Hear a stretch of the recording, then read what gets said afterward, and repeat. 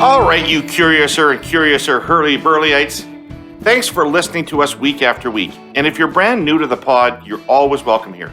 Unless, of course, you're not a fan of the music of Elton John. Then get the fuck out. Cripes, I'm joking. First rule of the Herle Burly is there's always room for strong opinion and dissent on this show. And I think that's what we might have on our hands today. You all know that I come from the world of public polling and opinion research and what it means to me. Well, I've assembled an esteemed pollsters panel for this episode of the pod to discuss a single question, one that has many threads to pull on. Who are the alienated Canadians, and why are they alienated? Joining me for that discussion are Greg Lyle, founder and president of the Innovative Research Group. Greg has built a long career at the intersection of public policy, communications, and public opinion. He's also the king of the segmentation. Nobody loves a good segmentation better than Greg Lyle. Janet Brown is the principal of Janet Brown Opinion Research based in Calgary. She's been examining and tracking public opinion in Alberta for over 25 years. She is the recognized authority voice on Alberta, and she's at ground zero of this conversation, or maybe close to ground zero, because I think maybe Saskatchewan is actually ground zero now. But in any event, Alex Swann is a principal at the Gandalf Group and my partner at the Gandalf Group. He has been working with me on understanding public opinion for 15, 20 years now, and has become in the last 15 years particularly expert on opinion in Atlantic Canada. And Frank Graves, founder and president of Ekos Research Associates, one of this country's leading applied social researchers, noted voice of Frankie on the Twitter machine, and somebody who's given a lot of thought to the difference between ordered and open societies. We'll learn a little bit about what that might mean today. Okay. Look at us all, you guys. On one goddamn Zoom call, you'd think I was paying you all $200 and giving you a tuna sandwich. Thank you all. Thank you all for coming out to do this. I think we're going to have a great conversation. I want to start off with I'll just put this on the table. I think for a long time, it's been clear that there are people in this country who are becoming alienated from its institutions, alienated from its national consensus. I'm not talking about the protesters who drove their trucks and parked them on Ottawa, or people that had guns at Coots. I'm talking about the hundreds of thousands of people who said they felt some empathy for those protests.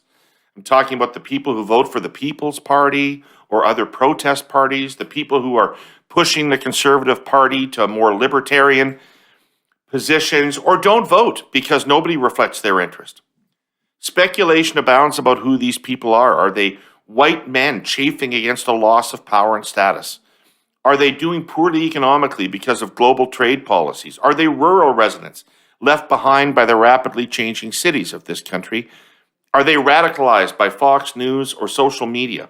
We get to the bottom of this today with you guys. So the question to answer today is, who are these people demographically and attitudinally?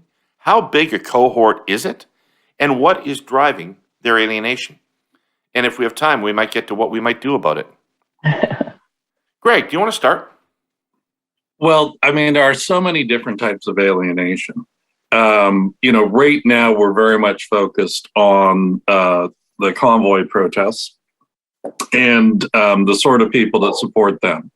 And we just happened to be about to go to field with our regular weekly tracking when the original protest happened. And so we went in there asking, do you support the general idea? Do you support the way they're doing it? Expecting relatively low numbers, and finding 30% of the public supported the general idea of the protest, and 36% supported their specific policy issue of restoring a mandate exemption for truckers. So that was a bigger thing than we thought, and we've been digging into it ever since. But I do want to note that there are other types of alienation that at the moment aren't at the forefront. The biggest one that I'm interested in is economic alienation. And if you think about sort of Bernie voters in the States, in any given poll, we're looking at least 20% of the electorate that are potential Bernie voters. So this isn't just right wing or left wing. There's a general sort of alienation out there. This particular protest is pretty unique. It is not like what we're seeing with things like Brexit or Trump. The one commonality it has is that if you look at the people that support the protests, the vast majority of them believe that government puts special interest ahead of the common interest. But they would have that in common with the left-wing protest Bernie voters as well. What they stand out on is a belief that that government can just get in the way. So that this is fundamentally a libertarian protest. We look for things like cultural or conservatism or authoritarianism or things like that. They're absolutely not authoritarian. They're actually on the other end of the spectrum. So like when people throw around terms like fascists are authoritarian, these people are not. And they're more culturally alienated than others. And, they're more likely to be concerned about globalization than others. But what the signature attitude is that government can cause more harm than good. Is that a normally sized group in Canada, or is that a growing? Well, it's not normally a relevant issue, right? So we do a value study every 4 years to compare Canada and the United States on the eve of the American election, and we identify 21 different value domains, most of which are not relevant to politics at any one time. Those sort of libertarian attitudes generally have not been politically significant, but that in part explains why those people feel alienated, because they don't hear themselves in the national narrative. And so, when you see potential Tory leadership candidates or actual Tory leadership candidates out there saying the things that those people feel they're not hearing, it's not necessarily bad for democracy, because you get this group of people that feel alienated from the established order that now hear someone in one of Canada's two main parties saying the sort of things that they say. I mean, there's a whole other issue of how he's saying it and whether that's helpful or not, and I'm sure we'll get to that. But as a general rule, basically the thing that defines these protesters is an attitude that generally is not expressed in national politics. So if you don't hear yourself in the national debate, it makes perfect sense that you would be alienated. Janet, what's your take on all this?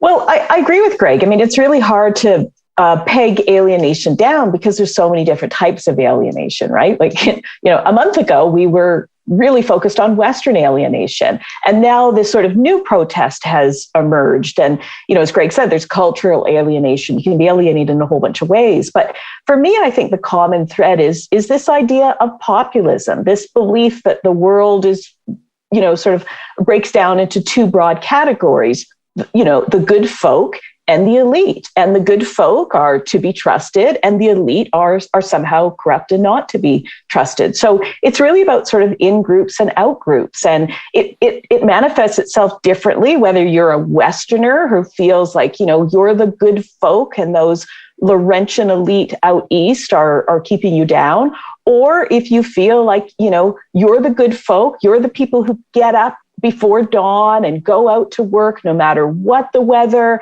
and you couldn't sit in your basement and work during COVID, you're the good folk. And the people who could work from home at COVID, whose lives weren't disrupted that much, they're the elite group and they don't understand us. So to me, I just keep seeing this populism lens, and I just keep seeing how appropriately it applies to so many of the things that are going on right now. Interesting. Thanks. Alex, does this exist in Atlantic Canada?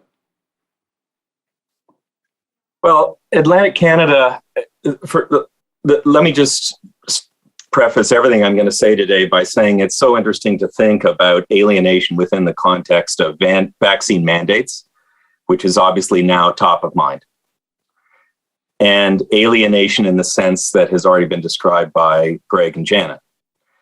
And a lot of let me deal with the first. Different regions have had very different experiences with COVID lockdowns, and Atlantic Canada is unique in North America.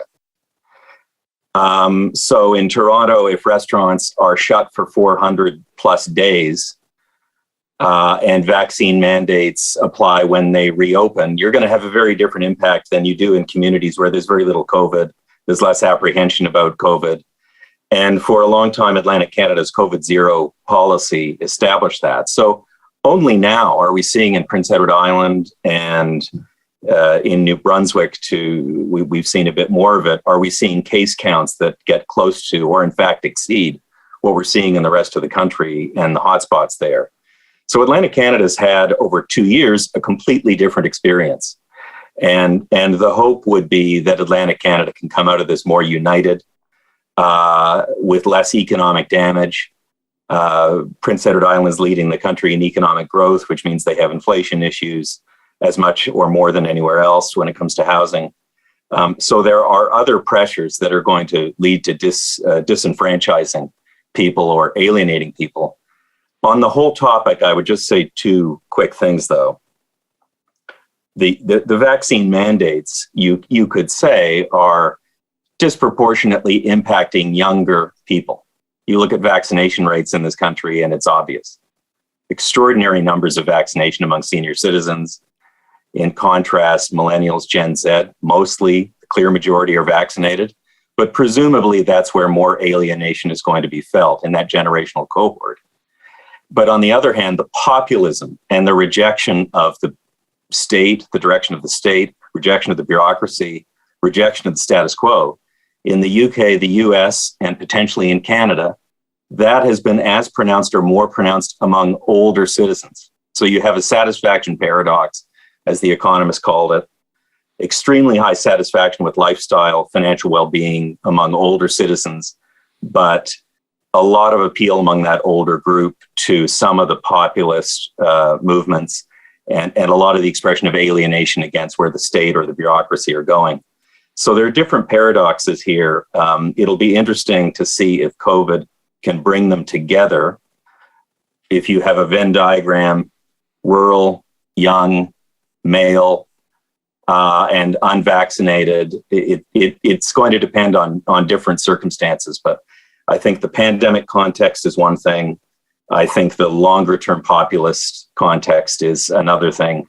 And we'll see how and if they come together. They certainly are in the States, and we'll see what happens in Canada.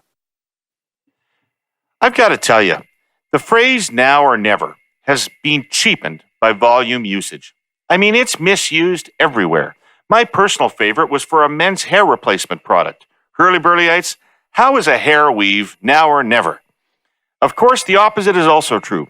When you have a situation where it really applies, now or never takes on extra meaning.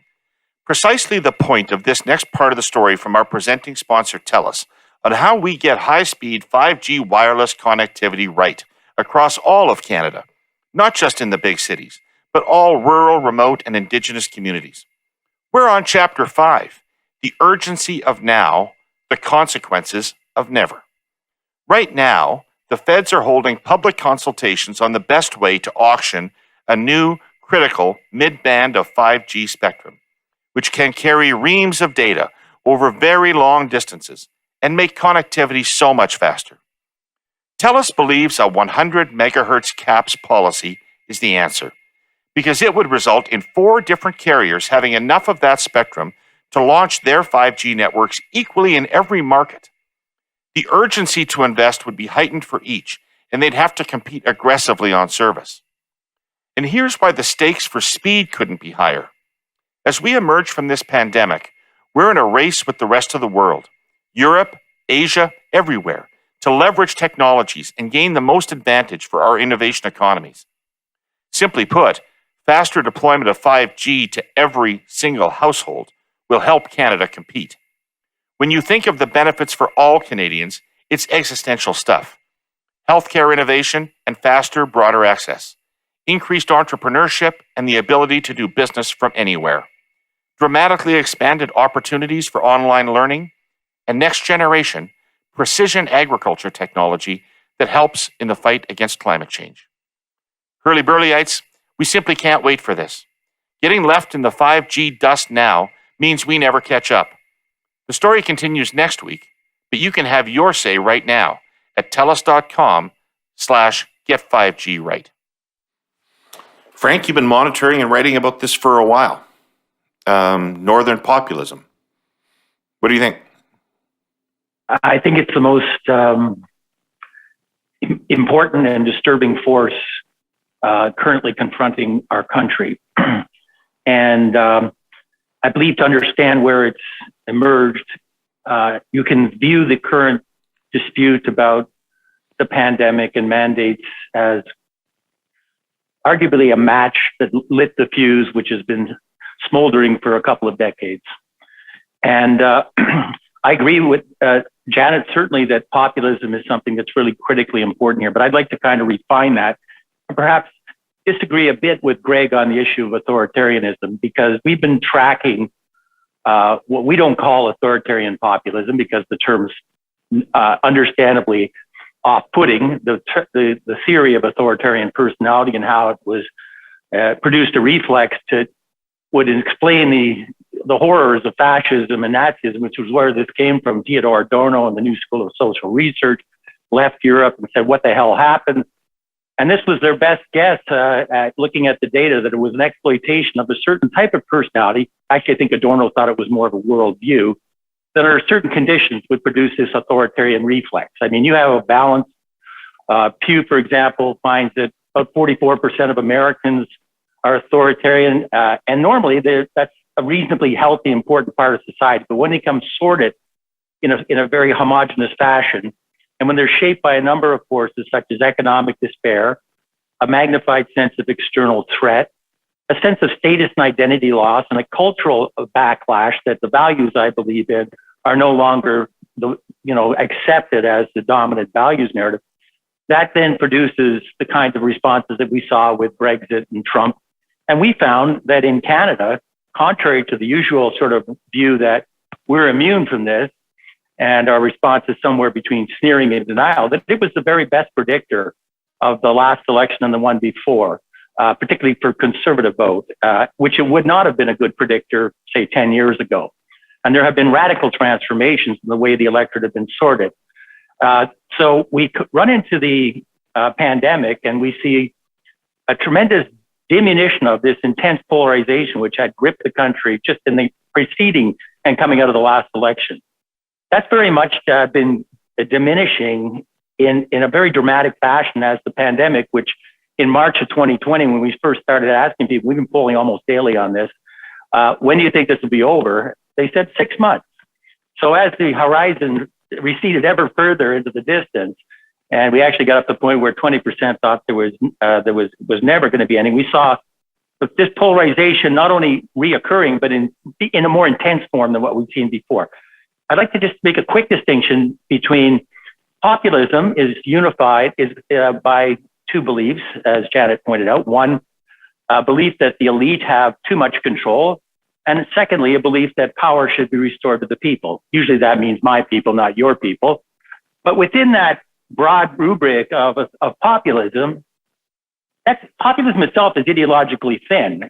You can find expressions on the center, on the left, and on the right, or I think perhaps maybe the ordered open spectrum is a better way of typifying this contest than left-right.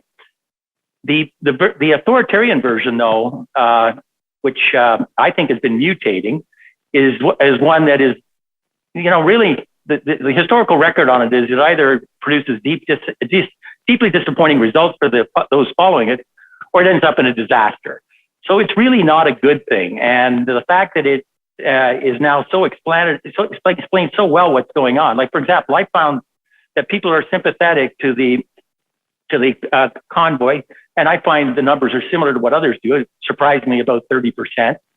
But they have very distinct demographic, psychographic characteristics. For example, unlike the kind of Tea Party movements and all those kinds of things of past, this group is under 50. They have a real generational divide going on here. And if you look at it, generation under 50 has had a much rawer economic deal than their parents or grandparents. The instance of people, for example, in Canada, United States, that locate themselves as self-defined members of the middle class has dropped from about 70% at the beginning of this century to under 50%. That's a lot of dislocation. if I ask people, are you doing better than, say, your father was at this stage in life in terms of your earnings? When I ask boomers that, 70% were doing better. It's dropped to 20% as we move down to the bottom. So the whole sort of shared prosperity model that elevated things in the middle part of the 20th century has collapsed. Growth is much more tepid. Wages have been stagnated. And I think that has produced a lot of these other effects, such as the cultural backlash, the sense that I'm no longer sort of have the status and identity that I thought I enjoyed in the past. And so then we find that this sort of outlook is 4 times more common about an authoritarian outlook. But there's just one final point. I'm not going to belabor all this, but the measures that we use of authoritarian, which are derived much more, I think, practical terms than the ones that Adorno used a long time ago, basically ask questions about child rearing. Do you think it's important when you're raising a child to stress obedience or creativity? A series of other questions like that, which divide the country pretty evenly. But when you put them together, you end up with those who express this sort of more ordered outlook as being 4 to 5 times more likely to look at this movement as something that they're sympathetic with or identify with. And I think that what we're finding is probably the roots of this are economic despair, a sense of hopelessness about the future, and that the solutions to this are going to be far more challenging than just sort of dealing with what's the debate about the mandate and so forth. But anyway, so I think it's an incredibly complicated, important topic. All right, so having read Sapiens, I hear all that, Frank, but having read Sapiens, I'm inclined to think that there are some darker forces at work too in our reaction. So let me throw a hot potato to this group. White men. They were the backbone of Trump's support. They were the backbone of Brexit support. And they hate Trudeau with a passion in this country, generally. What is going on with white men? Well, I think it was Alex who said it's, loss of status is a big component of this, right? People who feel like, they were given a set of instructions on how to succeed when they were a kid, and they followed those instructions, and now they have a hard time paying their mortgage, and they have a hard time putting their kids through university and that sort of thing. So, it's I think loss of status moves through all of this stuff, whether it's white men or other out groups. It's that sense of, I'm frustrated. I got up every morning. I went out, I worked, I did my part. And now I just find that, and now I find the Prime Minister is talking down to me. The Prime Minister is trying to diminish me. Other groups are getting favored over my groups. Job creation seems to be focused on people who have different interests and different skills than I have. What is there for me and my kids and my region of the country? Greg, you got a take on that? Sorry, go ahead. I'll let Frank go. Yeah. No, go ahead, Frank. Yeah. Well, no, I generally don't see it as a white man's issue.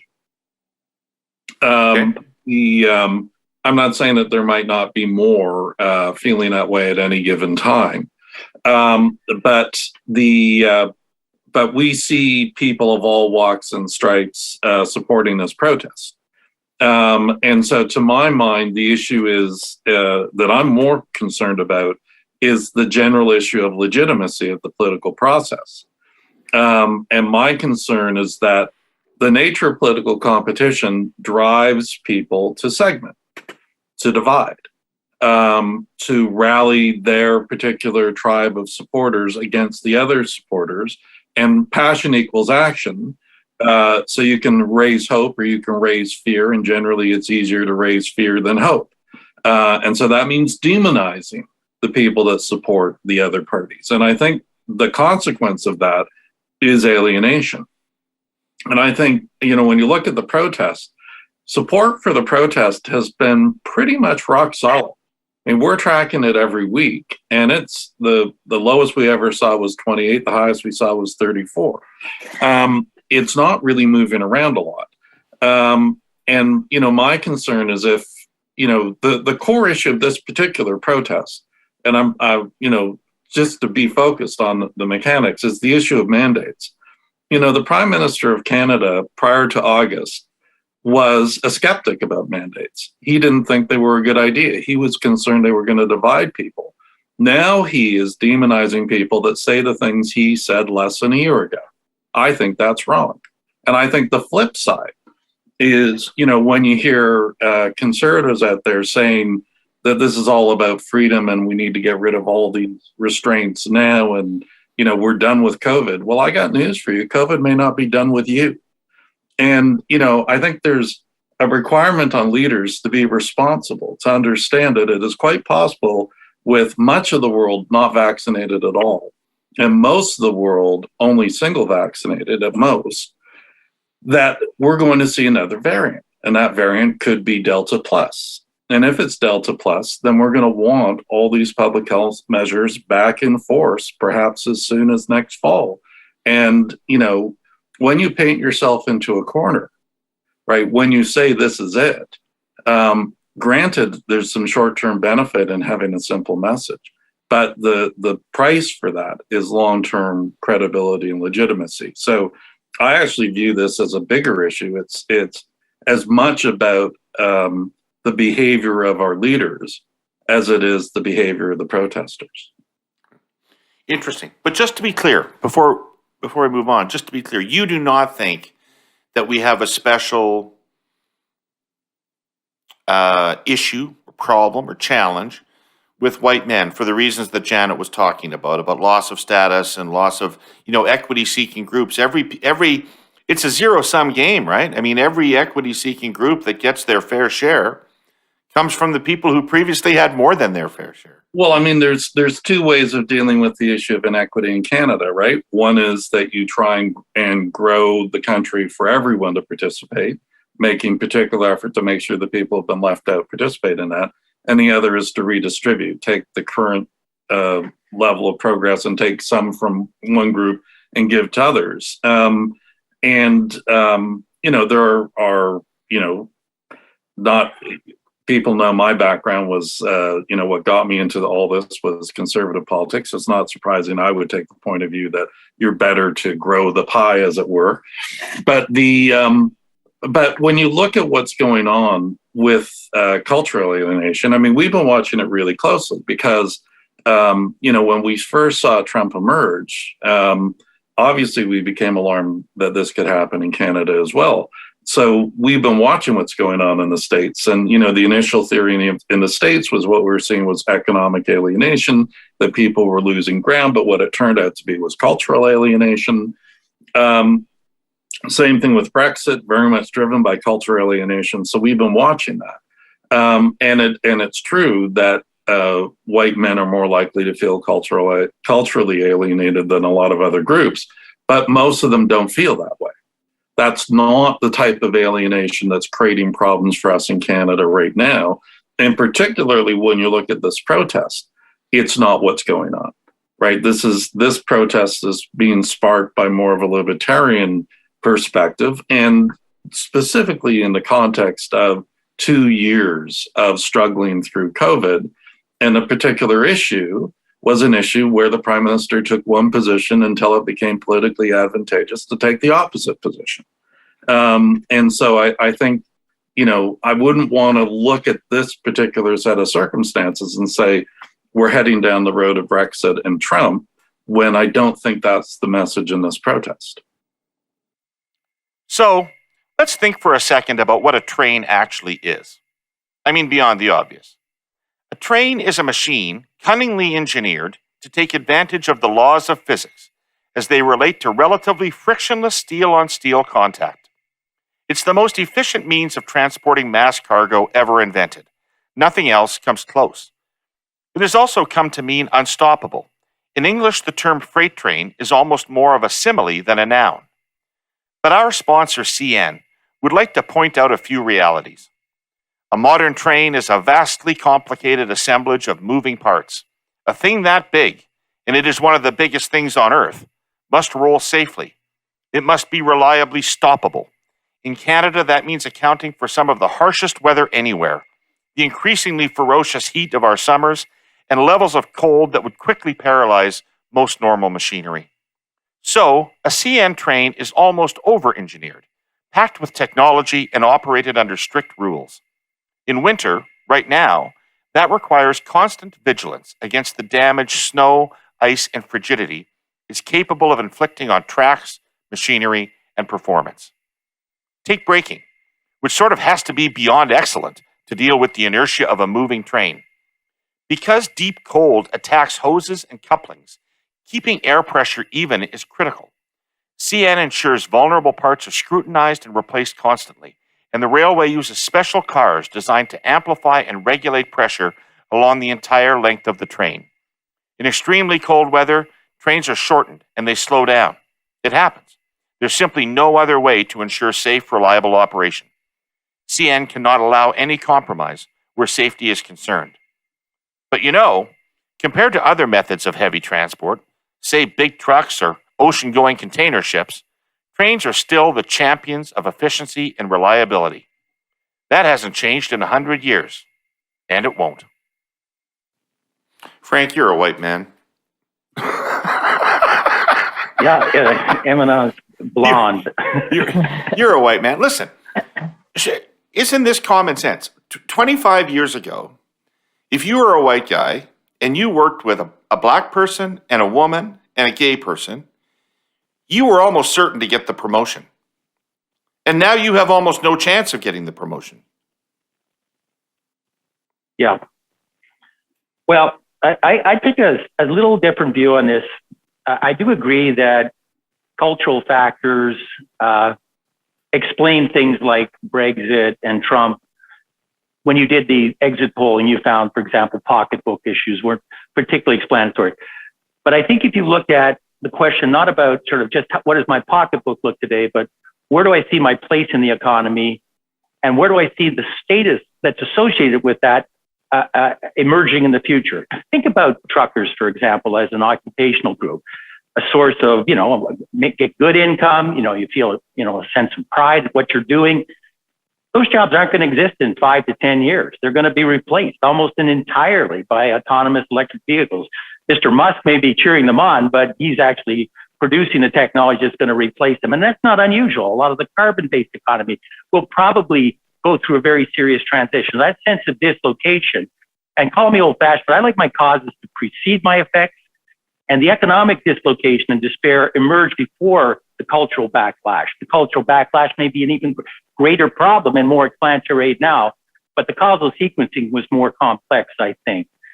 On the issue of race, our work on Northern populism is unlike the United States, where it's very much bounded by race. It's more rooted in social class and other factors here. But race is a factor. And just as in the United States, we found, for example, I've been polling again daily on issues around vaccines. I sit on a federal task force trying to encourage vaccine confidence and take up. And we've been looking at this in tremendous detail. There was a real gap at the beginning. Racialized communities were lagging, far less likely to take the vaccine. As in the United States, that's largely disappeared. The residual refusers now tend to be more in the non-visible minority part of the spectrum.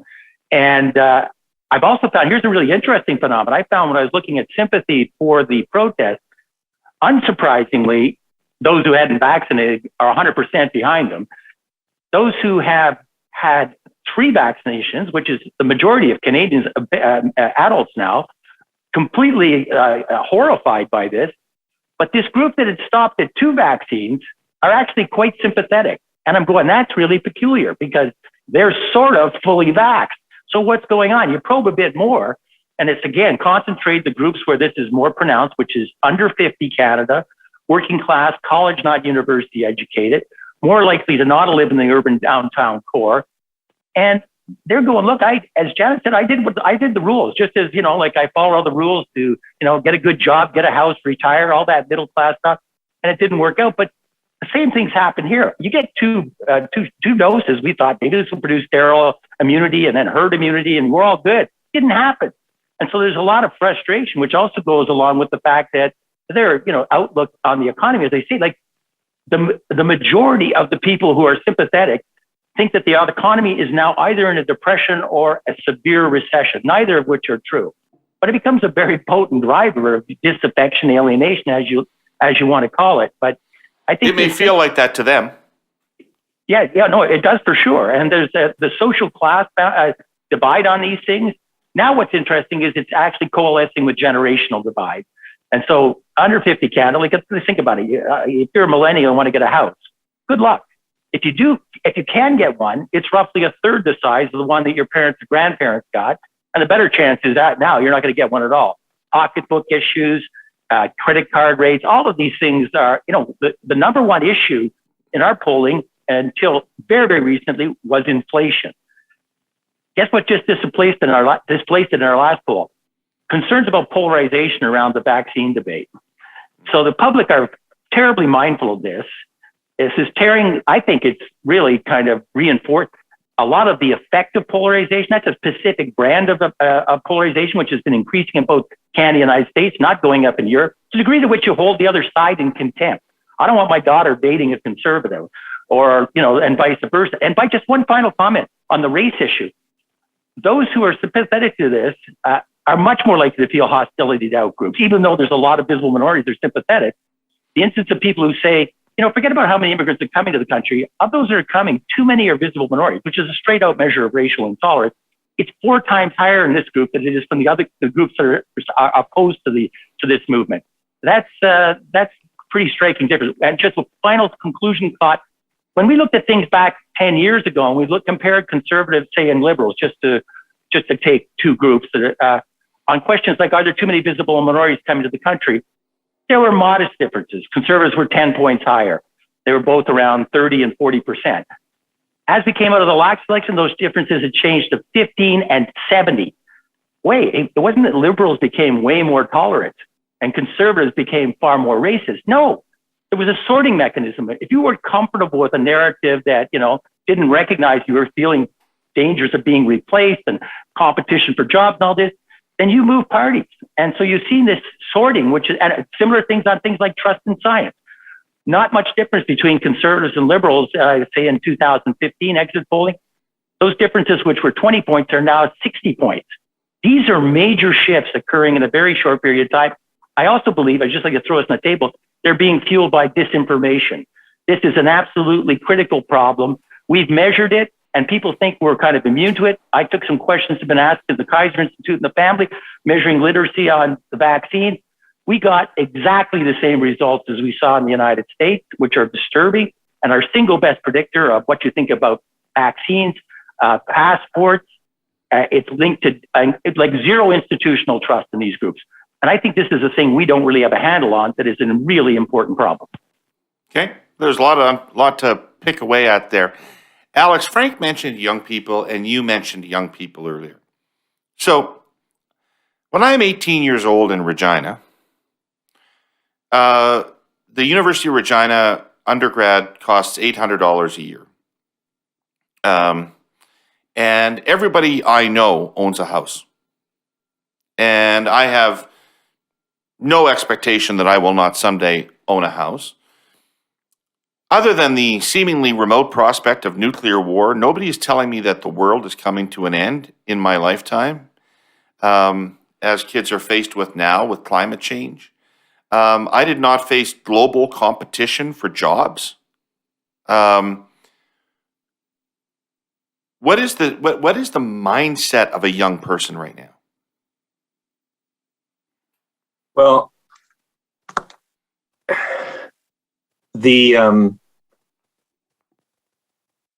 you'll often see in survey research that young people are the most likely to say that they expect their financial situation to improve in the next year. But you have to discard that, because they are the group that expects to advance in their career. And that is not something that people above the age of 50 are as likely to think. So you have to discard that and look at other questions, and that is satisfaction with their long-term financial outlook, satisfaction in their community, all different measures of happiness, whether it's hedonic or evaluative. It's just astonishing how bad it gets. And we're seeing repeatedly as well, repeatedly a lack of trust in institutions.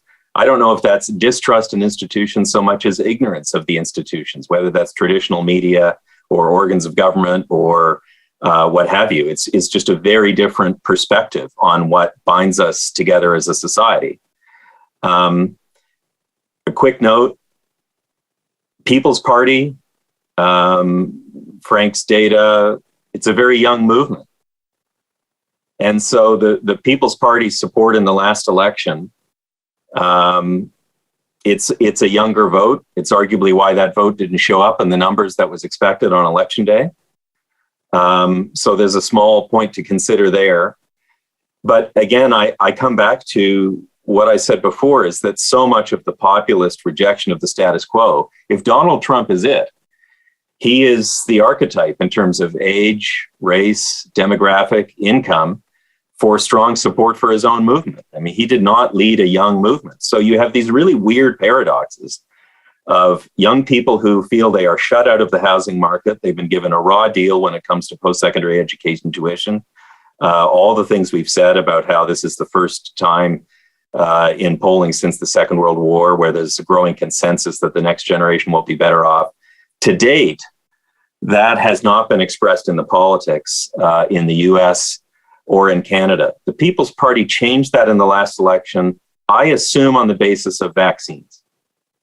And so this is why it's a key question. Does support for the People's Party endure if the vaccine issue is off the table and we return to an endemic state? This is a big question. But the seeds are there. I mean, the economic insecurity, the economic frustration, it's there. The big question for me is whether populism has a cultural appeal. There's one other piece that we have to be clear about. Janet knows better than anybody what kind of Western alienation exists in the prairie provinces and has done research on that in depth, and what that means for trust in institutions and what that means for other people. But if your question is about the white male, there's a different overlay that goes across the country, and it goes into Atlantic Canada, it goes into the north of British Columbia. And that is basically the collapse of primary industries, resources industries. So there is a minority in this country that has fallen behind with the collapse of pulp mills, collapse of the fishery, collapse of the forestry industry. We're seeing a rise in commodities now this week, but there is a minority that has just been decimated. This has been going on for 30 years. And it's a big question for us about how we stitch this country together economically, and or whether we're going to, I mean, you can call it rural, but essentially, there are communities like Sydney, Nova Scotia. There are large communities, Northern Ontario, that are just not where they were 30 years ago. And so that is a small piece. It doesn't answer your question about young people, but I think we have to talk about it if we're talking about economic dislocation in this country and what that means for the kinds of demographics and identity groups that feel shut out both economically and culturally. Janet, I've got a question for you, but first I'd like to ask you if you have a reaction to anything you've heard in the last few minutes. Well, just as I've been listening to my colleagues talk, we're talking about these sort of like long-standing trends in society, like this growing disenfranchisement in so many different groups, culturally, ethnically, age, all of those things. And I've just been sitting here thinking about in that environment where we already had this turmoil bubbling up, we had this crisis of COVID, right? And so it's fascinating for me to think what the long-term impact of this is going to be, because you think about young people and, all the things we talked about, them not feeling that they were going to do as well as their parents, maybe never thinking that they could have the dream of owning a home, all of those things. Now you're a young person. You've kind of missed 2 years of the fun of university because you're doing your classes at home. You didn't get to have the big wedding that you always dreamed about. You've put off having your first kid for a couple of years. Like, you had all this alienation, and then, you had COVID thrown at you, and you had to make all of these sacrifices, even though you were in a cohort that wasn't really at risk from COVID. So we've put so much on young people. And now we may ask young people to make sacrifices that were disproportionate to the personal risk that they had during this pandemic. So everything that's going on here, we could have had a really interesting discussion even if COVID didn't hit, COVID has just made this discussion exponentially more complicated. Right. Okay, Janet, I want to ask you about rural urban. Mm-hmm. And I think Alberta is an interesting place to look at when you're talking about this, because I made a joke at the beginning of the podcast, but I don't think there's any question that Saskatchewan has become a more conservative province overall than Alberta has. And my theory about that is Calgary and Edmonton. That Calgary and Edmonton are major cities of over 1 million people, and they're diverse in their ethnic composition, and they're modern in their economy. And Saskatchewan doesn't have that counterpoint to the rural. Its cities are smaller, and they're really more extensions of the rural areas than they are urban centers of their own. What is the values gulf? And I mean, if you look, whether it's voting patterns or anything else, you see really stark differences between the people who live in large urban cities, large urban centers, and people that live in rural or small areas. Well, what's the values gap that's emerging there? Well, it's one of the things that makes Alberta such a difficult place to do accurate polling, because like you said, we've got these two big cities, right? In Toronto, you've just got this one city that dominates everything. In British Columbia, you've got this one city, but we've got sort of two equalized sized cities that are highly urbanized, 1 million people. And then we've got the rest of the province.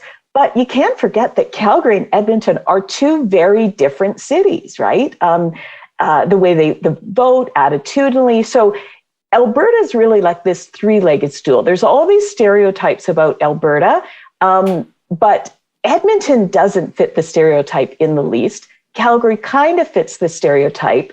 Rural Alberta probably best fits it, but it's a shrinking part of society. So in answer to your question, how do we see that play out, in terms of values? Well, we definitely, I'll go back to populism. We definitely see, greater trust in our institutions, greater trust in experts in the larger areas, and less trust in the rural areas. Trust in politicians. I've got a few statements I like to test when I'm trying to measure populism, and one of the statements I test is whether people agree or disagree that politicians lose touch once they get elected. Much more frustration. You can see this is what Jason Kenney's going through, with rural Albertans right now. He drove around the province in this blue pickup truck. He signed this grassroots guarantee. He said to rural Albertans, "I'm your guy. I will listen to you. I will put your interests first."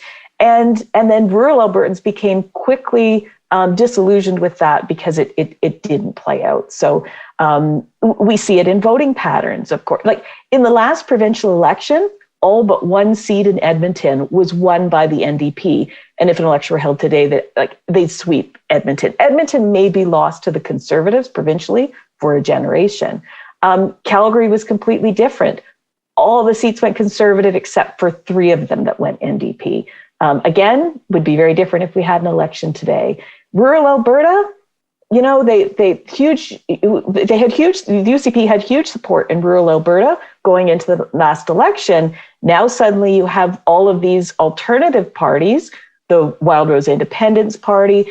They're getting a lot of play because people just have lost faith in Jason Kenney in particular, but in political parties in general. Greg, what do people living in rural Canada believe that people in urban Canada do not? Well, I think it's more about how they feel than what they believe. And what they feel is that they're an afterthought. That the people in power don't know how they live, don't care how they live, don't care about their problems. And, they're the place that time forgot. And, that is, I think, really the critical ingredients. Obviously, there are differences in things like, people in rural Canada are more likely to have guns and more likely to hunt and things like that. And then when they see the issue talked about, again, they don't feel themselves represented because they're just as likely as anyone else not to want to see guns in the hands of criminals. But the way that the issue gets discussed about it makes it sound like they're criminals for wanting to have guns and use guns. But that's really just a proof point in the broader issue, because most rural Canadians, like most other Canadians, are not defined by their relationship to their gun. This is not the U.S. North. But that's the big issue, that they just don't feel anyone cares about their issues and their challenges. Well, what are their expectations, though? I mean, are they expecting that the rest of society will fund schools for them after their community no longer justifies having a school or a hospital? Or these things are global. The urbanization trend is a global one. What are the expectations of people? What are the expectations of government from people in rural Canada? Well, I think that there's still, I think one thing that rural Canadians feel is that they play a really critical role to the economy of this country. That when you think about where do things start, right? The things that we use in life start in our farms, in our mines, in our forests. And they don't feel that's appreciated. They don't think people realize the importance of what they're doing. They're right about that. And if they're going to have dignity in their lives and quality in their lives, then maybe the rules have to be a little different for the way we treat social institutions like schools, right? And we can be creative in that, right? Why can't we, fund schools in part as libraries and community centers as well as schools? Why does the money only have to come that one way? But because rural is a second thought, the general view is that politicians aren't thinking about what's a solution to this problem. They're just thinking about it as a budget exercise. Alex, what's your take on the rural-urban thing? Well, there are weird paradoxes here, Because rural Canada is so much older demographically. And the work that Greg has done over the past 2 weeks is outstanding, particularly on the demographics, older men. Greg, I think you found that men 55 plus are the least impatient with public health restrictions. We know they are far more likely to be vaccinated. So there's some weird paradoxes here, in the sense that older have taken this public health issue much more seriously than younger. And it's the older generation that is defining both rural Canada and also the sense of loss in rural Canada. So there are odd paradoxes. That's what's, anyway. Otherwise, I mean, it's important to think of rural Canada too in the sense of the regions and the identities that they feel they represent. A lot of that identity was tied up in industry, and I've already mentioned that. I mean, what else do you think of when you think of Sudbury? And the enormous amount of pride in that, but regional identities in Newfoundland and Labrador, in the Maritimes, in Northern Ontario, but also Central Ontario, Northern Quebec. So in addition to what we've already discussed in terms of the prairies. And so these identities are intensely local. They feel they're holding on to pretty rich cultural history that's unique to their own region. But they also may feel, looking at a very cosmopolitan urban Canada, they may not even see Canada represented in that. And by definition, cosmopolitanism, an international outlook, by definition, it is that. It's going to feel or seem less Canadian.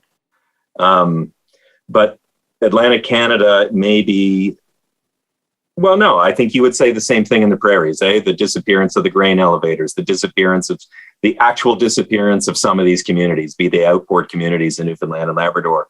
I mean, in some cases, these people are fighting to maintain the existence of their identity and culture. Fighting is not necessarily a word I should be using, because they're preoccupied on the work that they have to do. It's not always a fight with other people. But it's, there really are important stories to be told about what's going on across this country, and whether that's economic or whether that's cultural. But there is an expression of that. I don't know that always gets channeled politically. And I don't want to be misunderstood by saying that this is the next eruption on our politics. But it is, that is at the root of some of these things. Frank, from your perch in downtown Ottawa. Have you ever occupied Ottawa? I just want to make a kind of parochial comment about there actually is another city in Ontario where 1 million people. I'm feeling under siege, so come on, give us a break. Don't tell me, Frank. Tell Doug Ford. Yeah, I got him on speed dial. Anyway, you ever come across anything that could bridge this rural-urban divide, Frank? Oh yeah, lots of things. And I think the pandemic coming out of it, we may find there are some surprising bridges which straddle these two Canadas, warily eyeing each other from opposite sides of the cliff. One of them would be, how do we rebuild an economy in the aftermath of an experience which has laid bare the fragility of globalization, global supply chains. And I saw a lot of interest in kind of retooling an economy to do things here as opposed to be hoping that they'll be appearing on a ship that doesn't get here. But I would like to talk, just note that the broad issues, like I know economists I really enjoy reading is Damana Asmoglu talked about why nations fail. A lot of it is applicable to Canada. He wrote an interesting piece, and he said a lot of these failures are linked to the shift from an inclusive to an extractive economy. I think he's spot on. But he also did a piece noting that if the robots had voted, Trump would not have won. And that was really kind of indicative of, if you analyze by area, the places which had the highest rates of automation, robotization, those were in places which, really were the most appealed, because they've been hollowed out. And a lot of the dislocation in our economy, yes, actually you could argue that Alberta and Saskatchewan are doing far better than they were 30 years ago, notwithstanding some of the interruptions that we've seen recently. But a lot of the hollowing out of manufacturing, deindustrialization, shipping of jobs offshore, are seeing them replaced by robots and artificial intelligence. What has occurred in places which we would not characterize as so much as rural, but they do share this sense of threat about the future. And I think that coalesces to produce what I think. One thing we find is that residents of those areas, including rural areas, have much higher levels of institutional mistrust. And I'd like to kind of return to that issue of trust, because I think it's pivotal to understanding the alienation and polarization we see in the country. And just a couple of quick observations. Trust is very different today than it was historically. If we look at measures like I can trust the government in Ottawa or Washington to do the right thing most of all the time, in the solid days of the 70s, those numbers were in the 80% range. People said the bargain works. They go there, they do these things on our behalf. Those numbers have come down a lockstep in both countries to the point where they're around 20%. Trust in politicians is now in the single digits, is cartoonishly low. But trust itself is the best predictor of, for example, in the groups who are exhibiting institutional mistrust, there is literally 100% of those people who have not vaccinated exhibit almost perfect institutional mistrust. They're also much more likely to have been consuming, the materials that are from YouTube and so forth, Joe Rogan, Jordan Peterson, and so forth. But disturbingly, we have our younger cohort are the most educated in history. They have the greatest access to post-secondary education, but trust in science has actually been dropping. Trust in public health has dropped precipitously throughout this. And it's incredibly polarized depending on what side of this debate you're on. I think that's like a really daunting challenge. And I'm not sure I don't think there is a short term. I think there's answers to it, but I think they lie in reconstructing a narrative, an economic narrative of hope that provides a sense that, yeah, you can actually do better than your parents, or you can get a house. And I think until we get back to that page, we're going to continue to be plagued by various expressions of this polarization, whether it's on a debate about vaccines or whatever. By the way, the debate about climate change, I would say it's almost isomorphically mapped and perhaps also linked to disinformation to the debate about vaccines and passports. So when that recedes and the debate about climate change takes over, I think we're going to see the same fault lines. Well, and I think, can I just pick up on like trust and the point that I was making, but I feel connected to what Frank was just saying is political legitimacy. I think we're losing the ability to have a civil conversation in this country. I think the Americans have lost it. And I think the nature of public opinion is that public opinion is constructed as a reaction of the public to what they hear from leaders. And I think the real crisis right now is not being driven by the public. I think it's being driven by leaders. And I think that until our federal leaders and our provincial leaders are more effective at being seen to hear these different groups we've talked about, whether they be young people or Indigenous people or economically alienated people, unless those people start to hear leaders that say, we have things that pull us together and we are committed to making your lives better. And we are going to make an effort to do that. Unless we call on our better angels, unless there are more leaders that will say the sort of things that John McCain said to try and stop the tide of emotions that overwhelm the Republican Party. Unless we see that, then that's the true threat. And our leaders should know better.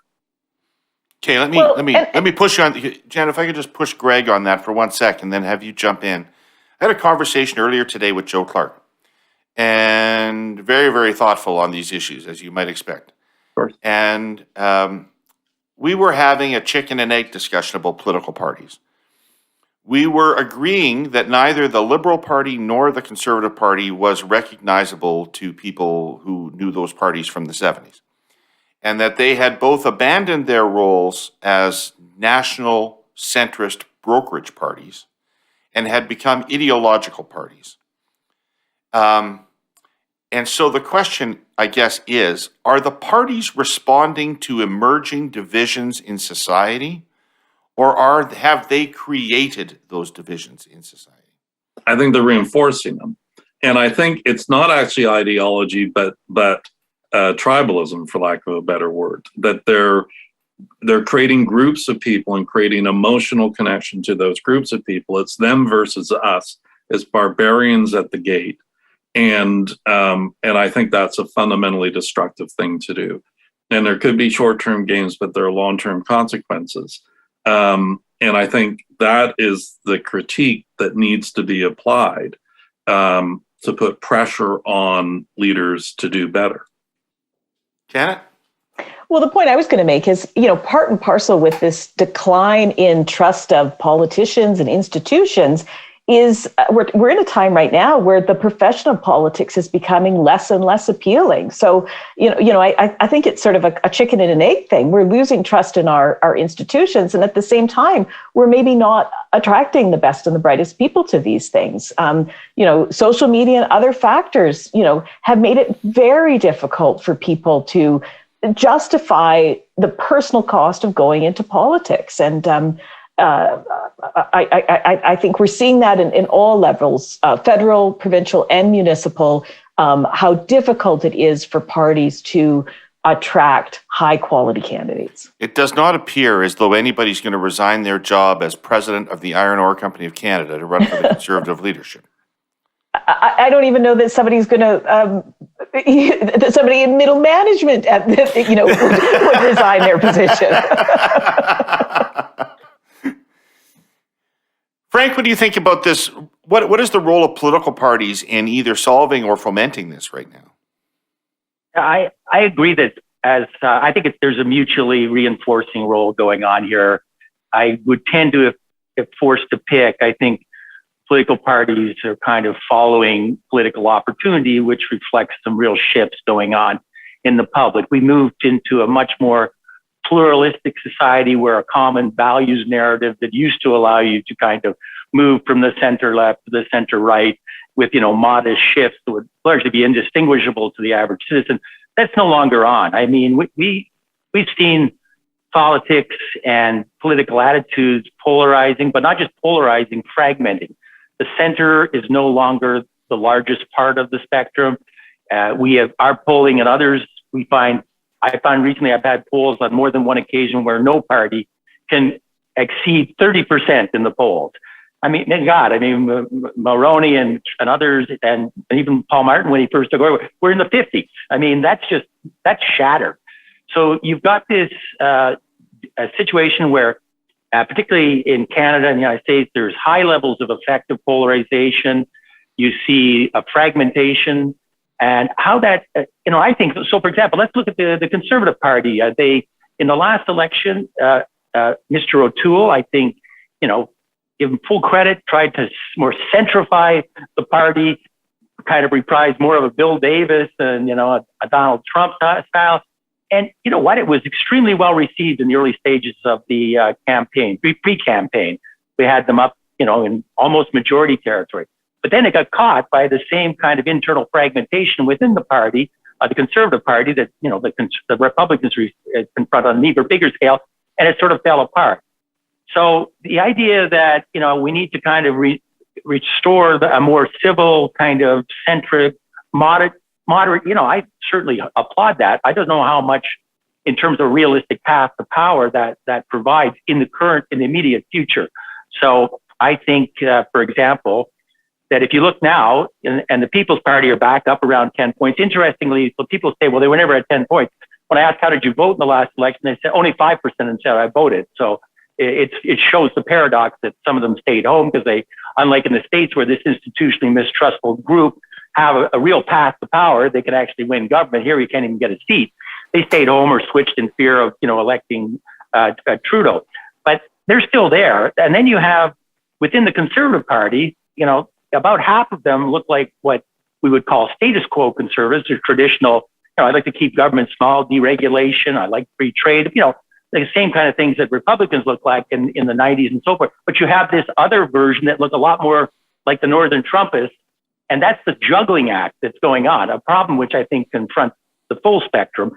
But, I don't know what the solution of that is in the short term, but, I think until we kind of start dealing with these the real core things which have driven it, which I think is a collapse of the whole, shared prosperity model that used to, just to keep these numbers in mind. Economic growth in Canada and the United States in the middle part and the last part of the 20th century was running at 6-7% a year, GDP. Cumulatively, think about the effects of that. In this century, it's about 1%. And not only that 1%, that very meager, tepid growth is being all extracted by a tiny fraction at the very top. So wages were 70% of our economy in the 50s, 50%, and return on capital and rent was 50%. All worked pretty well. That's now 70-30. If you don't have any sense that you're going to get ahead of the game's rigged, then that produces alienation. That's in fact the textbook definition of, losing control of the means of production and whatever. Let's dust off Marx, who talked about alienation. And we dust off a little Durkheim, who talked about Anne and Eve. But all those things are back in spades. And so I think we can look at the short-term irritants, which are conditioning them, but we also have to look at the structural features of our economy, which have produced this shift. Greg, if I could jump back to you for a sec. You run a regular political typology, right, segmentation. Have you noticed the center shrinking? No. And what we have seen is the only big change we've seen is that a decade ago, we would find when we simplified things down to 6 slices, right? Because the world is more complicated than that. But when we simplify it down to there, we found a group that I called, for lack of a better word, New Labor. That, here in BC, we had this party called Vision Vancouver. And if you think about Tony Blair and those sort of, people that were sort of shaking off some of the doctrinaire socialism to create a new left.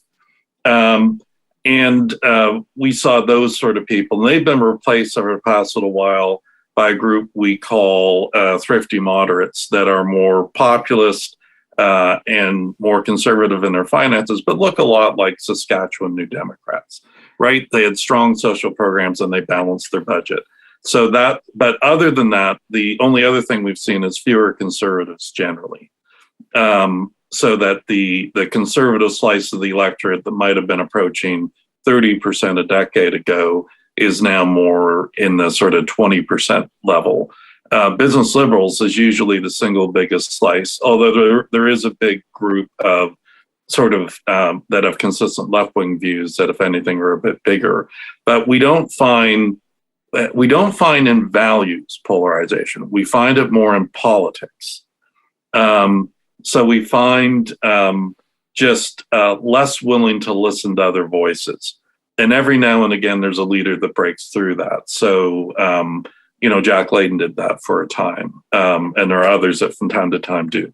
But the vast majority of elected officials just talk to their own bases and rarely are able to convince anyone to cross over and defect. Nobody's in the business of persuasion anymore. It's all about motivating and mobilizing your base. Nobody's in the persuasion business anymore. Well, there's still. Do any of you think it's possible? Do any of you think it's possible for the Liberal Party to get 40% of the vote in an election? Not in the foreseeable future, but can I just make one point? Greg, what would you say about that? Yeah, I would agree that in the short run, no. There's that for them a high water mark would be 35, 36 right now. Okay. It's for any party, though. It's the Quebec piece is missing off the board because of the bloc. Yeah. So the same goes for Conservatives. The Quebec piece is missing, and that's not to diminish the point about building a working consensus among more Canadians. That is a challenge for both parties, but the Quebec piece is a big obstacle. Frank, sorry. Right. And the view from the West is the Liberals actually did a little bit better here in Alberta in the last federal election. But I mean, their numbers, one of my favorite phrases, their numbers went from abysmal to dismal. Well, and Janet, it's so much worse. Okay. When I was in high school, in my high school yearbook, they said that I was the president of the Young Liberals of Saskatchewan, which was the equivalent of being the Soviet PR man in Afghanistan. This was in 1979-80, okay? That's what they said about me in 79-80. The Liberal Party is a fraction now of how popular it was then in Saskatchewan and Alberta, a fraction, right? It has gone from being a party that had a reasonable cohort of support, 20-25%, but couldn't elect many members, to a fringe movement. Right? You'd have the same chance of winning as a Green as you would as a Liberal in Alberta. This has changed. It's a big change. Oh, right. I mean, in the last federal election, I mean, the Liberals won 2 seats in Alberta. That's, and I don't think they were maybe competitive in another 2 seats. So, even though I could talk a lot about just what's happening in Alberta, and there's so much dynamism happening at the provincial level right now, but at the federal level, it's pretty baked in. Like they are not the party of Alberta. They are not a party that gets Alberta, and except for a couple of very urban specific ridings. This is the in-group, out-group sort of thing, right? Like the Liberals don't get the West, and and they'll be shut and they'll be shut out of most seats in the West as a result. Janet, can I stick with you for a sec? Can I ask you, how much do you think the importance of things like social media and Fox News are importing American political culture into Canada? Are you asking me? Yeah. I actually, in my own work, I tell my clients all the time not to disregard local media. I think local media is struggling, but I think it's sort of a big source of information for people. I do think probably here in Alberta, we've got like higher viewership of things like Fox News and that. So it's definitely playing a role. You see more MAGA hats out here. You see more American flags out here. There is this kind of natural pull of Alberta, particularly Calgary, to the US. There's so much traffic, at least before the pandemic, between Calgary and Houston and Calgary and Denver and that sort of thing. So, I absolutely think those things are playing an influence. I mean, we're next to the elephant. Anything that they do is going to impact us, and probably that's going to be even stronger in Alberta. But I would actually say it's social media. Social media is the bigger driver. People's information sources are getting more and more narrow. It's harder and harder for people to hear dissenting views because the algorithms are just, driving information to them that they already agree with. And so I think social media is just creating this sort of confirmation bias, this echo chamber. And in these times right now that are so fraught, I think confirmation bias is as dangerous as it ever was. I mean, as human beings, we like to think we're rational. Humans are not really good at rational thought. We're good at having emotional reactions to things and then rationalizing our emotions. And social media, social media aids that, because you're only getting information that reinforces what you think, and your brain is just less likely to think that that there's a possibility it could be wrong. That's why so many Americans can believe that Biden lost, right? Because everybody's so siloed now. You could really not know anybody who voted for Biden if you live in Kentucky, right? You wouldn't see anybody on your social media feed, and you wouldn't encounter anybody in real life that have voted for Biden. So it's easy for you to everybody I know voted for Trump. How could Biden be? Or everybody I know is vaccinated. How could there be people out there who aren't vaccinated? Yeah. Alice, you got a thought about this American influence issue? I mean, it feels to me like our political culture is changing, and it's importing some foreign elements to it. Well, as you know, I'm hopeful and naive. And so I'm glad to hear Greg say that the center isn't shrinking. So let's turn to one of my family mottos, which is it could be worse. Like, ironically, we're here talking, in my view, about alienation because we have a textbook case of 15% of the adult population unvaccinated being told essentially by the majority, not just the prime minister, but by the majority, that they are not welcome in restaurants, bars, or on flights. So we're only talking about alienation because it's a group that feels exclusion by the majority sentiment. But turn that around. What does that mean? We have 85% of people who are vaccinated. In the US, in Missouri, it would be laughable to have a discussion about the unvaccinated being alienated because they would be half the population. And in certain counties, David, like you've just said, they are the majority.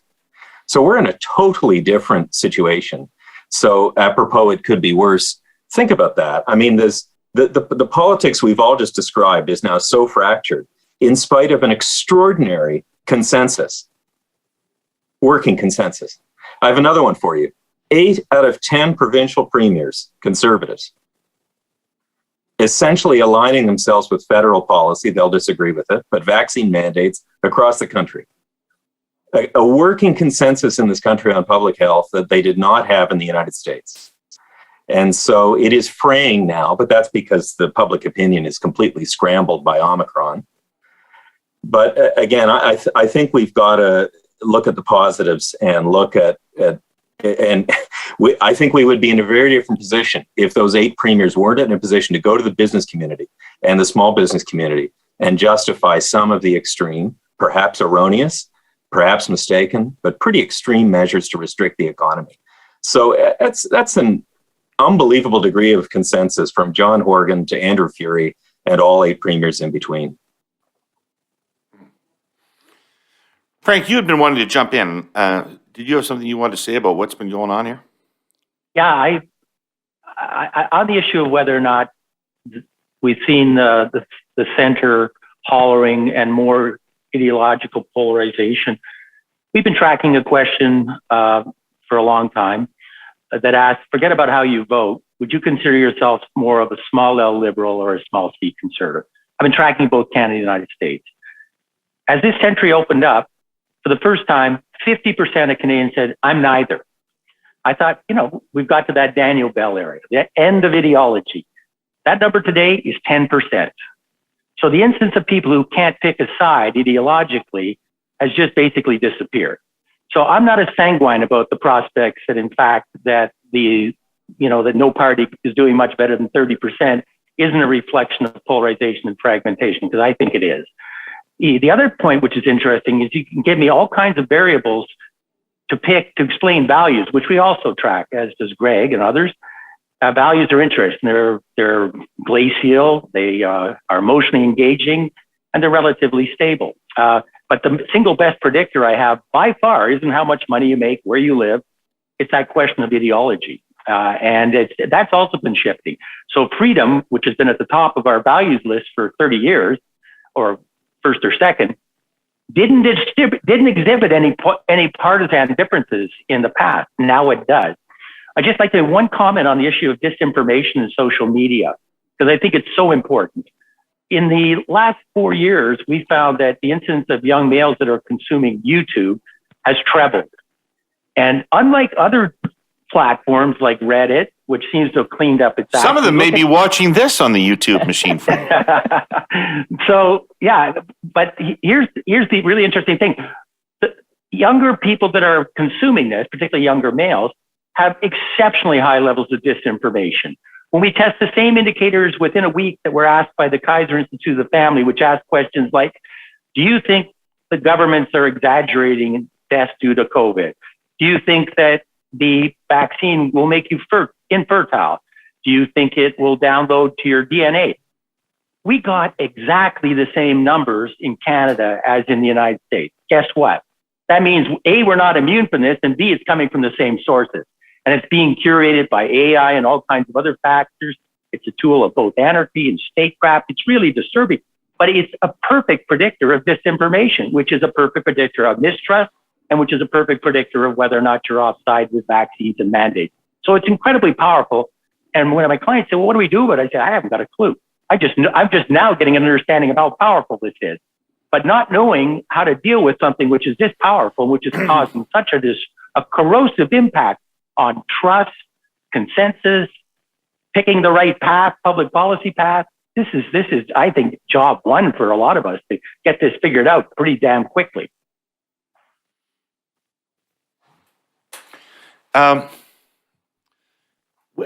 Where are the NDP with these people? Like, I mean, a traditional vehicle of protest, a stated objective of representing the outsiders and of the working class. Where are the NDP with these people? Are you referring to the populist group? Yeah. I'm asking anybody, by the way. Jump Yeah, in. okay, Joe, I'll quickly, because they're not very high. This is, there's some of the Green Party, which has shrunk, is attracted to this, kind of that GMO, we don't like radiated foods crowd, but most of this is focused, at least the current version, in Conservative and People's Party. I don't know if that's probably an historical anomaly, but that's what we're looking at right now. So, but if part of the root of this is economic dislocation and diminishment of status among working class people, among laborers, among the way that we have devalued labor in our society over the years, why are those people who have been screwed by a neoliberal global agenda, why do they not turn to the NDP? Janet, you got a guess about that? Well, I'm sitting here in Alberta where, the NDP has a completely different brand provincially than it does federally, right? So I'd answer that question differently if I was talking about the That's two what different. makes it interesting, because there's quite a difference between how Notley's doing and how Singh is doing in Alberta. Exactly. And former Premier Notley is essentially the premier in waiting right now in this province, right? Everybody was shocked when Alberta elected an NDP majority government, not so shocked when they defeated them. But, if current trends hold, they'll be re-electing an NDP government. And Rachel Notley is rated as extremely trustworthy, extremely intelligent, a strong leader, all the things that you want in a leader. And so I guess I'm just talking it out loud, but I think that's the difference between the NDP federally and provincially is probably strong leadership and credibility. And to be successful in Alberta, the Alberta NDP has had to take different stands than the federal NDP. So, I guess you're asking a kind of a closed-ended question that I don't think there's an easy answer to. But I think I would say, my view from the West is probably there's a leadership void right now, that it's just not seen as a strong enough party to be a strong alternative.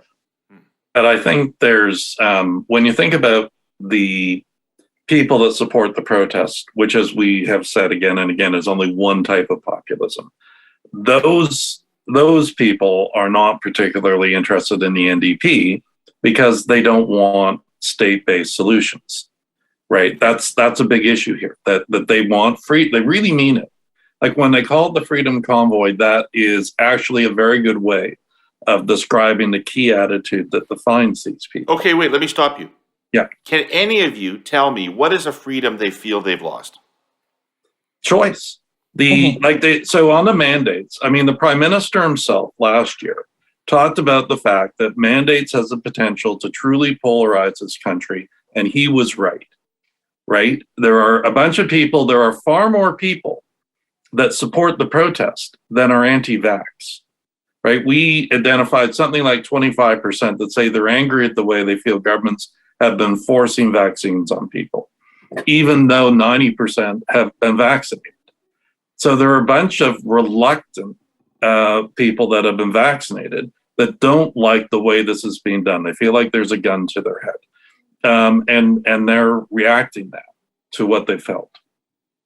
Yeah, and Frank talked about like the difference between people with 2 and 3 vaccines, right? So there's a lot of people who got 2 vaccines. Some of them, you know, they believed the science, they were hearing the information that it was reliable, but a lot of those other people got the vaccine so that they could see their kids play hockey, so that they could go to their favorite restaurant, that sort of thing. So those people, in a sense, were almost coerced. You know, they were coerced into getting the vaccine. And now you've got politicians who are sort of giving them this message of like, oh, well, you know, all the vaccine passport was about, you know, getting more people vaccinated. We've coerced enough people into getting vaccinated. You know, we're dropping it. So anybody who got it for those reasons is now kind of feeling that their suspicion has been confirmed, that they were cajoled, and now they're just saying, I'm not getting the 3rd one because I don't like the conditions under which I got the first 2.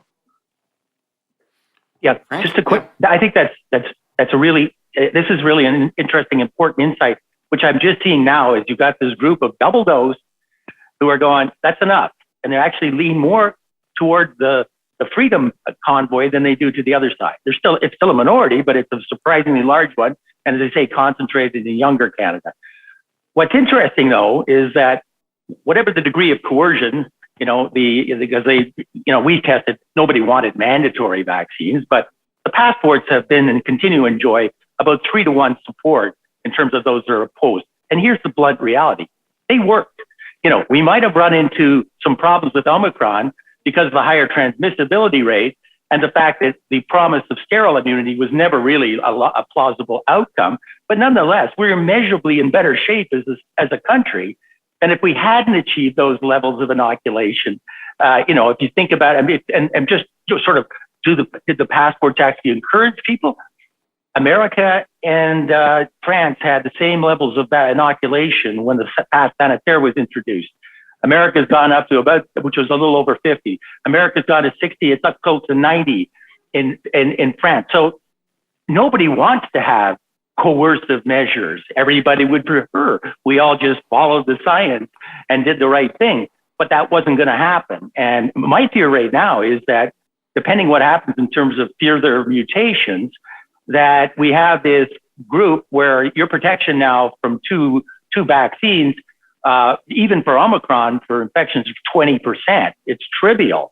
It's still about 70% for against infection and 90% and maybe higher against going to the ICU or the morgue. So let's hope that something doesn't go awry, because despite all the unsettled discontent, these things work, and we would be in a measurably worse shape if we hadn't had these levels of inoculation in the country there. So they work against serious illness, but they're not vaccines as people understand them. Was that part of the problem, a vernacular issue here? Like, I think of a vaccine as the measles vaccine, which is I get it when I'm young and I don't worry about measles again ever. As opposed to this thing, I got the vaccine, and then I got to get a booster, and then I've still got to be tested, and then I've still got to be worried about getting it. And I think people had higher hopes for the vaccine. Yeah, I think that when we go back and we write the history on the COVID pandemic, I think a lot of people are going to look at those moments where politicians chose to sort of use waffle words, and those times when they were very definitive. And I think a lot of politicians have made the mistake of being definitive about things they shouldn't have been definitive, and waffled on things that they should be, that they shouldn't have waffled on.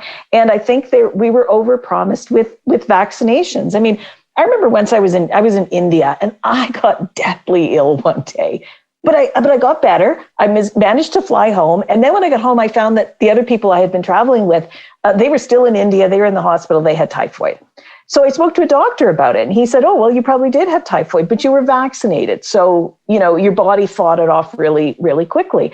I think, the flu vaccine, right? Hey, get your flu vaccine. We've done our very best to try and put the right flu vaccine together, but, we're not making you any promises. So I think if people weren't made such strong promises, then maybe they wouldn't sort of now be doubting the experts. And like I said, and then there's other cases where I think we could have used, more definitive instructions. All the things that Frank just said about this, the stats and stuff.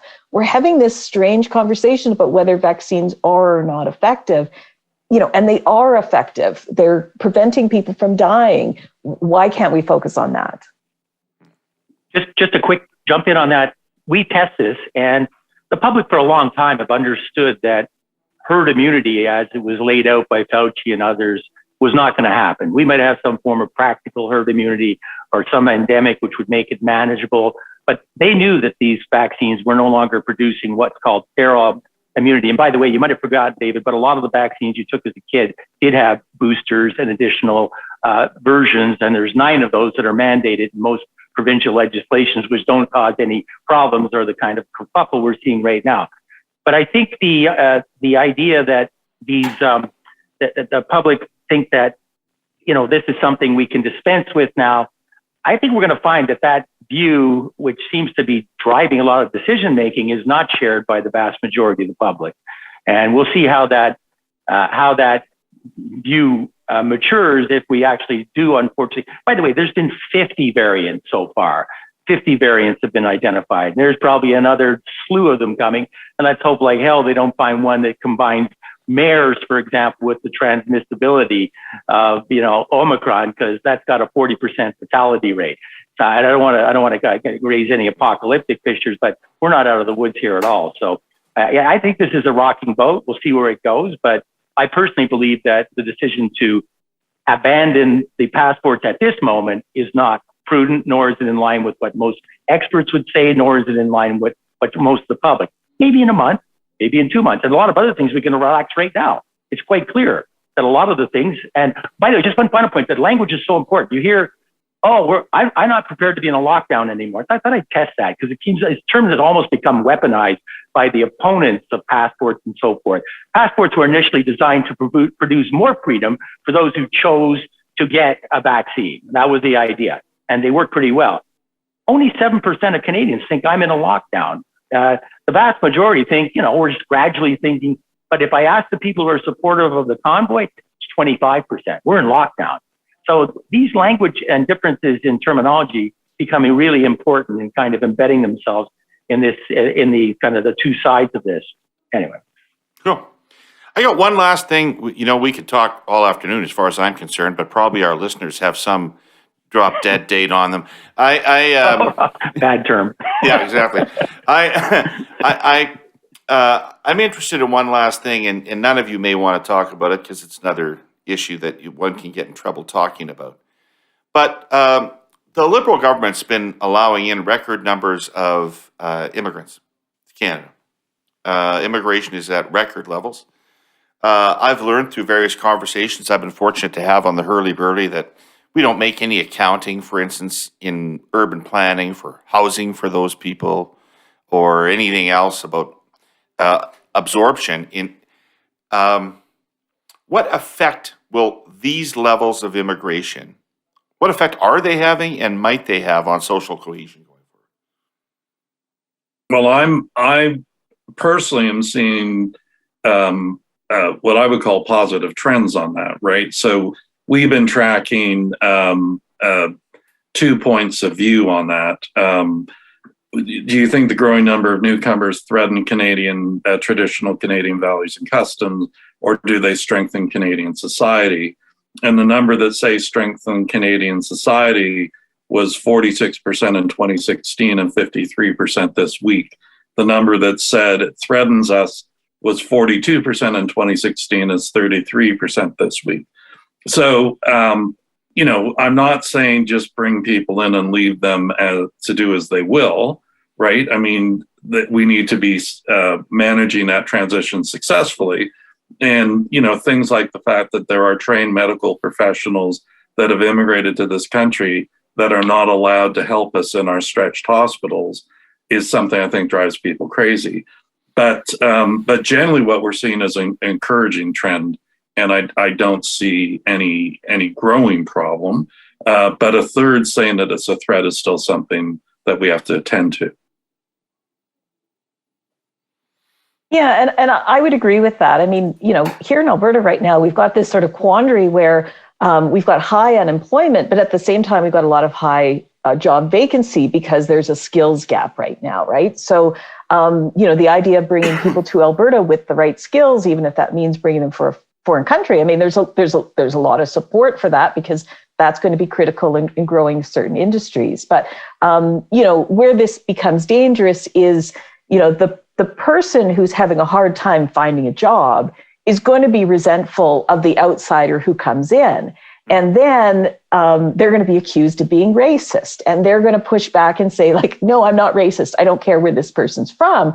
I just want this job to be for somebody from Alberta. And please don't, brand me as a racist. So, this is where these things get fraught. Not to say that there aren't racists out there, but sometimes when you're sort of advocating for your right-wing populist perspective, you get painted with a broader brush, and at least here in Alberta, down at the Coutts blockade, I think that's a lot of people who were white there. On the other side of the border, lots of truckers waiting to get into Canada who were East Indian. It was a very, very striking difference between the truckers on either side of the border. But the right truckers, the truckers on the Coutts side would bristle if they said this was driven by racism in any way. Hey. Quick comment. We've been tracking this, obviously, for like everything else for a long time. The incidence of Canadians who said there's too many immigrants coming to the country reached a 30-year low. So unlike in Europe and America, where those numbers are going up, let's pull up the drawbridge, and probably exacerbated by the pandemic and the idea of the world had become more dangerous and we should turn back the clock. That isn't going on as the dominant. In fact, the movement is to the contrary. As Greg has said, it's towards more positive attitudes. There is, however, within some of the authoritarian populist part of the spectrum, hostility to outgroups, which is a polite word for racial intolerance, is absolutely a factor. And that's where the theory originally was developed to explain the F scale that Adorno came up with was the fascism scale. He was trying to understand the rise of anti-Semitism in Germany. So there is some of that operating. I think the forces in favor of the more open side have actually, in Canada, won this kind of contest for the future. And I think that's really an impressive achievement. And by the way, I think when we look back on all this, for all of the hand-wringing and justifiable sorrow and angst, I think we're going to see, and Canadians, we came out of this pretty well, not perfectly, but, we ended up with a third the deaths of our per capita of our neighbors to the south or our friends from the UK, so we did a lot of things right. And this was obviously a once in a lifetime challenge. And I think a really interesting question, just one final comment. When I ask people, what do you think is going to happen? Do you think at the end of this, we're on the edge of a big transformation, or we're going to go back to the old normal? 65% of Canadians think we're on the edge of a big transformation, and they may well be right. Great pandemics and great disruptions have produced great changes in the past. Some of them very positive, like the emergence of the New Deal. Some of them very negative, like the rise of fascism. But I think we should really look at the opportunity for a fresh sheet of paper to deal with a lot of the problems that have been laid bare by the pandemic. Anyway. Awesome. Thanks, Frank. Alex, you want to say anything in wrapping up? 2-3 quick things on that, on immigration. It's so important listening to others talk about this. If you're going to look at polling on this issue, look at how it tracks over time. You're going to see answers to this question that show a majority of people want to limit the number of immigrants we accept. This issue can be, and people are always suspicious of polls in this respect, but this issue can be discussed in very different contexts. And the way you framed it, David, is quite right. It is going to be possible to stir up a lot of concern about housing shortages, the price of housing, and to link that to immigration. That is an economic concern, not necessarily a cultural concern. Some people can use it for both ends. So it's so important to look not simply at the kind of question that's being asked, but look at how it changes over time, because some questions are going to get a very different answer. By the way, in Prince Edward Island, people would be concerned about immigration of any kind, namely people from the rest of Canada moving in and driving up house prices to levels no one's ever seen.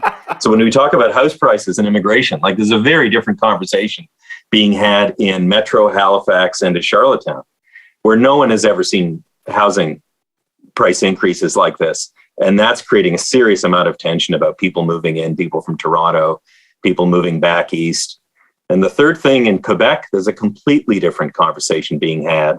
And I think English Canada is unaware of it. And that is around identity.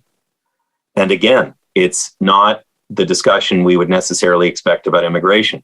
It's about whether Kent Hughes, the new general manager, is a Quebecer, because he's from the West Island and has been living in Boston. And is he enough of a Quebecer? And the kind of discussion that's being had about the Quebec identity is much more advanced and much more, let's just say there's a vigorous debate about that issue in Quebec and the French language media that we are not aware of.